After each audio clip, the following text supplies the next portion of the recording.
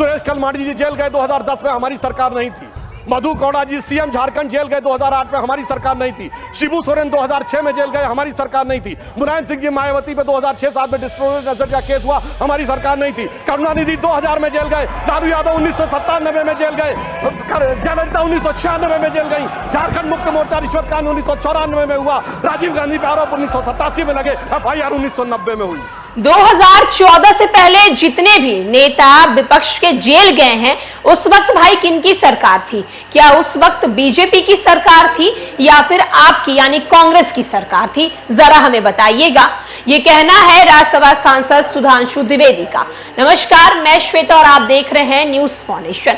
सदन का सत्र चल रहा है, ऐसे में सुधांशु त्रिवेदी जो है वो विपक्ष पर हमलावर होते हुए नजर आ रहे हैं।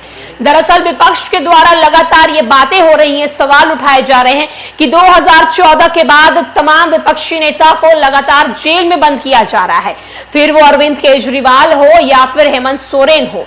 अब इसको लेकर सुधांशु त्रिवेदी ने विपक्ष को घेरा है और उन पर जोरदार हमला करते हुए कहा है कि जरा हमें यह बता दीजिए कि 2014 के बाद तो जितने लोग जा रहे हैं उनमें बीजेपी की हाथ है, लेकिन 2014 से पहले जो भी नेता जेल जाया करते थे तो उस वक्त किनकी सरकार हुआ करती थी? जब लालू प्रसाद यादव को जेल भेजा गया, जब शिबू सोरेन को जेल भेजा गया, जब सुरेश कलीमारी को जेल भेजा गया, जब कनिमोझी को जेल भेजा गया, तो तब उस वक्त किनकी सरकार थी? यानी कि 2014 से पहले किनकी सरकार थी? जरा हमें बताइएगा। सीधे हम आपको सुधांशु त्रिवेदी की उन बातों को सुनवाते हैं। देखिए किस तरीके से विपक्ष के द्वारा लगातार सरकार पर जेल जाने के आरोप को लेकर जो घेर रही है सरकार को, उस पर सुधांशु त्रिवेदी किस तरीके से विपक्ष पर हमलावर है, सुनिए उनकी पूरी बातों।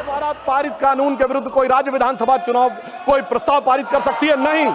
ऐसा करना संविधान को खतरे में डालना, और इनके समय में संविधान को इन्होंने फिर खतरे में डाला। और मैं ये भी बताना चाहता हूं कि सीए नागरिकता से जुड़ा विषय था, नागरिकता केंद्र का विषय, उसका प्रदेश से कोई मतलब नहीं है। इसके बावजूद नागरिकता से जुड़े केंद्र के कानून पर प्रदेश की सरकारें इनकी प्रस्ताव पारित करें, ये संविधान खतरे में डालें।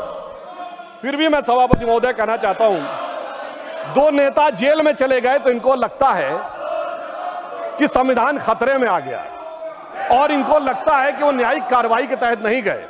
तो मैं अपने विरोधियों के सुलभ संज्ञान के लिए याद दिला देना चाहता हूं कि ये क्या 2014 के बाद ही हुआ है? सोनिया जी और राहुल जी को जिस नेशनल हेराल्ड केस में बॉन्ड लेना पड़ा वो 2013 अक्टूबर में दर्ज हुआ, हमारी सरकार नहीं थी। कनिमोझी जी और ए राजा जेल गए 2011 में, हमारी सरकार नहीं थी। सुरेश कलमाडी जी जेल गए 2010 में, हमारी सरकार नहीं थी।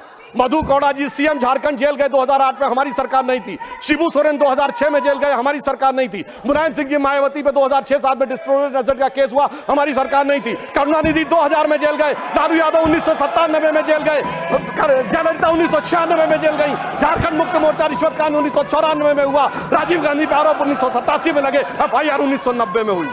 मैं सिर्फ ये बताना चाहता हूं, 30 साल से देख रहे हैं सभापति महोदय, हम लोग छात्र जीवन से प्रौढ़ावस्था में आ गए, जेल में अंदर बाहर आने जाने का खेल देखते हुए, और अब हमसे कहते हैं कि 2014 के बाद ये है। वास्तविकता ये है कि संविधान के साथ खिलवाड़ सदैव इन्होंने किया है। इसलिए मैं इनके लिए एक लाइन कहना चाहूंगा, उसके बावजूद ये किस ढंग की भाषा और आचरण प्रयोग करते हैं, तो मैं एक लाइन कहना चाहूंगा कि लहजे में बदजुबानी